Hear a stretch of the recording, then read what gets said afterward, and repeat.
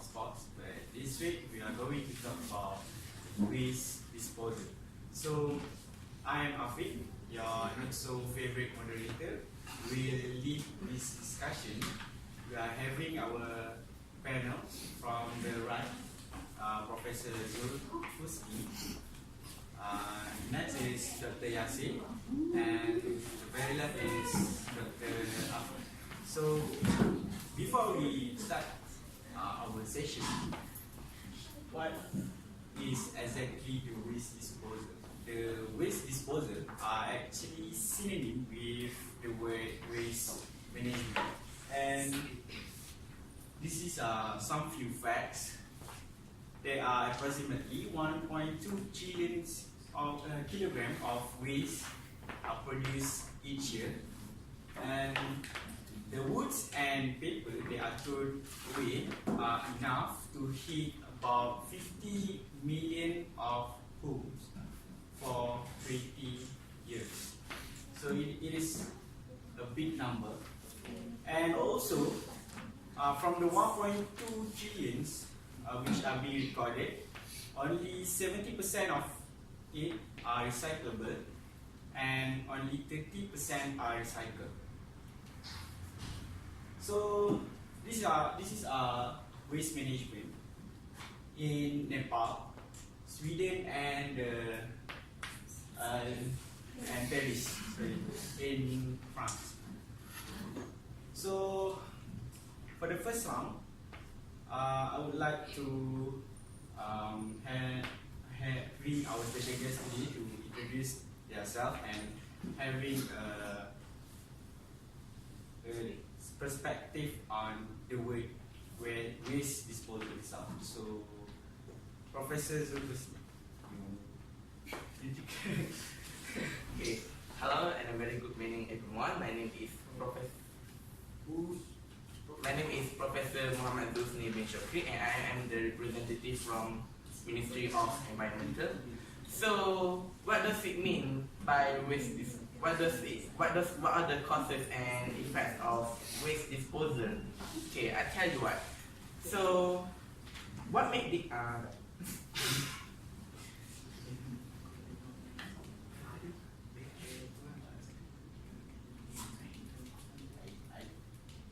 okay, my apologies. Okay. So, what make this occur? What make an efficient waste disposal? Okay, I tell you what. Back in 2015, the amount of waste being disposed of in Malaysia reached to 2.1 million tons. 2.1 million is not a small number; it's a large number. Okay, so this shows the condition that most of the Malaysians dispose the waste in an improper way. So the way they dispose the waste is inefficient. It's not proper way. So I give you an example of what most Malaysians do in disposing the waste. The factories in Malaysia dispose waste into the river without even thinking of the consequences. So, like they process the things that they manufacture in the factories, but they throw away all the waste into the river without even thinking about the consequences. Okay, and the second one.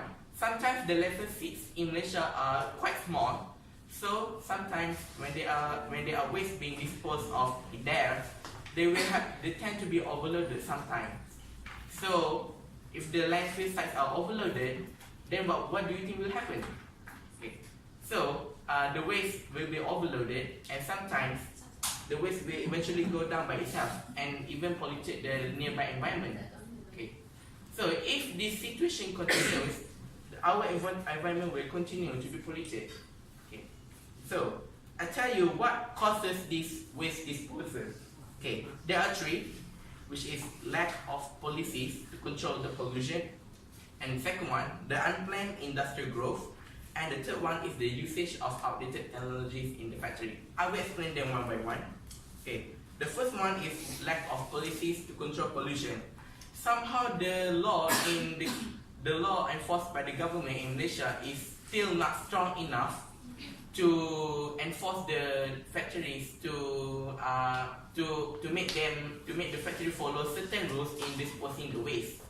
So somehow, the policy is not so strong, and the factory might not follow all the policies made by the government. So this allows the factories to bypass the law, and they will continue to dispose the waste, to dispose the waste in an efficient way. Okay. The second one is unplanned industrial growth. In most industrial townships, unplanned growth took place wherein those companies floated rules and norms and polluted the environment with both air and water pollution. And the last one, most of the factories still use the outdated technologies. Somehow small factories have small capital. We learned it before, right? So if they have small capital, then they could, and they want to use the high technologies in disposing the waste, they won't have enough money to cover the expense to get the new technology. So they will still use the outdated technology to avoid high cost and expenditure and to produce high-end products. So this is what makes them disposing the waste in an inefficient way. Okay. So if this situation continues, what will happen to the Malaysia that we love? What will happen to the environment in Malaysia that we always took care of? Okay. So there are three effects of waste disposal by factories, which is soil pollution, water pollution, and air pollution. Of course, I will give you a detailed explanation one by one. For soil pollution, somehow in most of the waste, there is a small percentage of hazardous chemical substances in them. So, if these particular waste are being disposed of, there will be a radical soil chemistry changes arise from the presence of hazardous chemical waste. Okay. So, this chemical waste could manifest in the alteration of metabolism of endemic microorganisms and arthropod resident. Okay, what does it mean by endopedic microorganism? Okay, endopedemic is a state where the original animal go through a process of metabolism changes because of the chemical waste. So somehow, for example, let's say a frog. Somehow, when a frog contaminated by the hazardous chemical waste, they will not die, but they will go through a process which will change the characteristic and the metabolism in their inner physical changes. This is because of the hazardous chemical waste. So this will result in virtual eradication of primary food chain, and this will also causes drastic reduction in crop yields. So this will threaten nearby ecosystem, and this will also disturb the primary food chain. Okay. This will cause an imbalance in ecosystem. The second one is air pollution. Somehow there will be an emission of carbon dioxide and sulfur dioxide emitted from the factories. So this emission will go up to the sky, and the carbon dioxide and sulfur dioxide will increase the amount of greenhouse gases. So this will result in global warming. Do you know the global warming is still continuous until now? And do you know what the consequences are? The ice in the Antarctic began to melt down slowly. So if the iceberg continues to melt, this will increase the water level, and one day it might cause massive flood. Okay. And the last one is water pollution. Somehow in the factories, they are mostly located near the river, and the chemical waste and metals will be dumped into the river because there will be no place to dispose the waste. So, if the waste are mixed with the water, it will result in a large amount of contaminated water. So, contaminated water will affect the nearby ecosystem and even agricultural. For example, the animals living in the water will die, and the water will seep into the soil of the agriculture and will affect the crop yields. So I think for me, that is the causes and effects of the factories dispose the waste towards the environment perspective. Thank you. Thank you, Professor. So yes, we can see that waste is waste disposal can lead to pollution, as we know. As an example, that happened in Johor, the Kim Kim River, where there are chemical waste thrown away to the river. So, Dr. Yasir, representative from the Ministry of Health, what do you think the waste disposal specifically in Malaysia? Okay, Assalamualaikum and very good morning. Okay, today I want to talk about waste disposal. Waste can be in many conditions, such as liquid, solid, and air. Okay, this can threaten people's health if we not manage it properly. Okay, for example, waste from factories that throw to the river, like methanol, hydrogen fluoride, benzene dengan ethylene contains chemical substances and possibly harmful to the people. If, as we know, river is our main water source. If the river contaminated, people cannot have a clean water. If they consuming the contaminated water, they might have many diseases. One of the disease that they have, such as cholera, kidney disease, skin disease, and probably death. Okay. If they want to use the water, they must clean the water, and the cost to clean the water is too high. Example cases at Simin River at Senawang Negeri Sembilan, the water turned into blue because the chemical substance, and they need to use high cost to clean the water again. Okay, same for the people. Okay, second example, Kim Kim River recently occur in our country. 30 factory involved in throwing chemical substances in the river. These have give many impact to the people around the area. Okay, as we know, we must manage the waste properly to prevent from harmful to the people and give a better life, better water resource to the people, and can have a good nation and good country. Okay, that's all. So there we are. We are using water to daily use. We are using water to take bath, to cook, to wash our clothes, and to drink. So it is actually an important source to our daily life. So thank you, Dr. Yasir. So as we recall what the Professor Zul Husni and Dr. Yasir is talking about, they are actually talking about the position of individuals, the community, and the factories.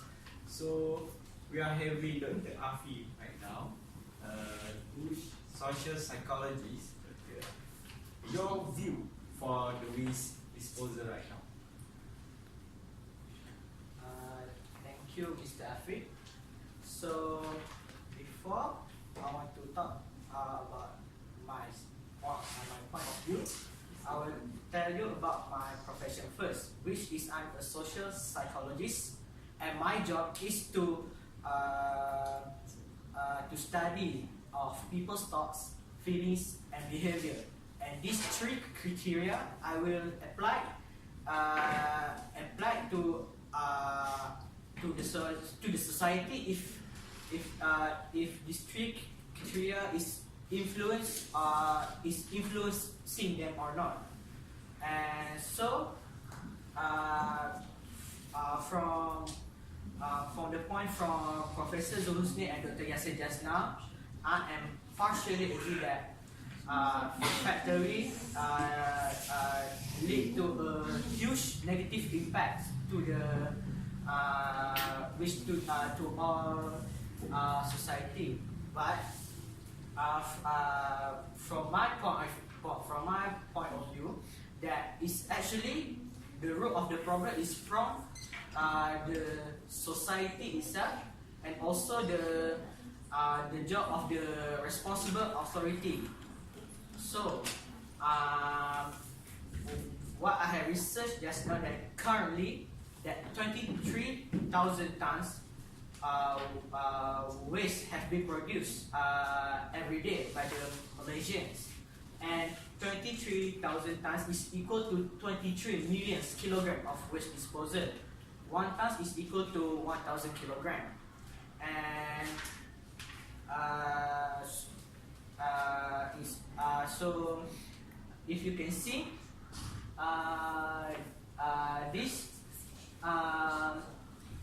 is the rubbish that the rubbish clog the drains and the rubbish in the river, and this is due to the society itself. And from what I learned from the situation, that it is not surprise because there is an actual term to tell you about the situation, which is called social proof. Social proof is a psychological and social phenomenon that people copy from others. So I will give you an example that, okay, in an entertainment show where if you watch like Maharaja Lawak, sometimes that people will clap their hands together, right? That is because there is someone that told them to clap, right? And which influenced the audience to clap,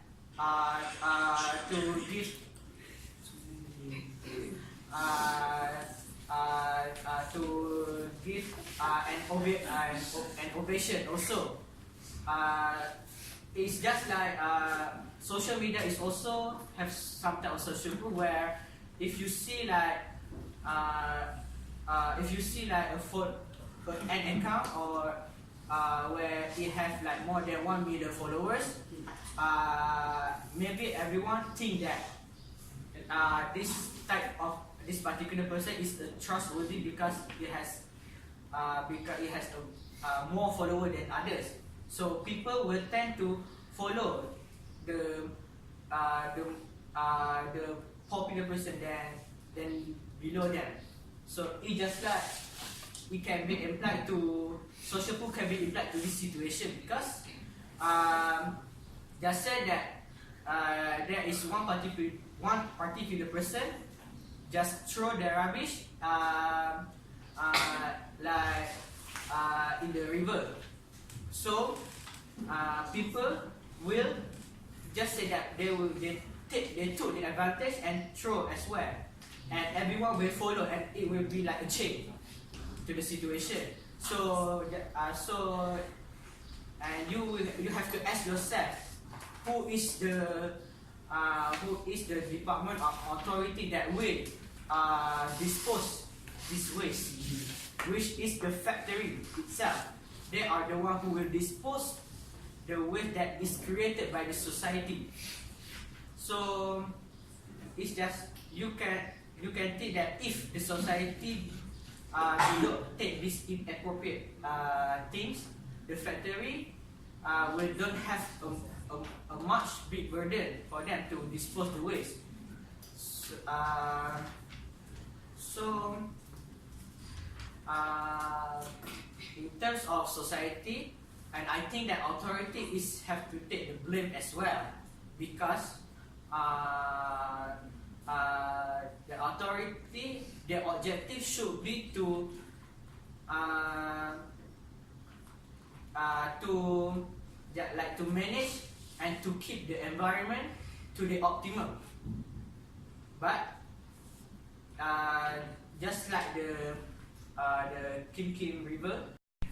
So we will start from Professor Zulhuzi. I think for me, the best solution for the factory to dispose the waste is simple, by recycling. From the very beginning of this forum, we have stated that among all the tons of waste being disposed, 70% of it are recyclable, but only 30% are being recycled. So I think for me, for the best and simple solution will be to recycle. Most of the factory somehow from the point of view of the communities, sometimes they throw away all the things that are recyclable into the dustbin instead of throwing away to the specified recyclable trash bin. So think about it. If you throw away the recyclable waste into the dustbin instead of throwing it away to the specified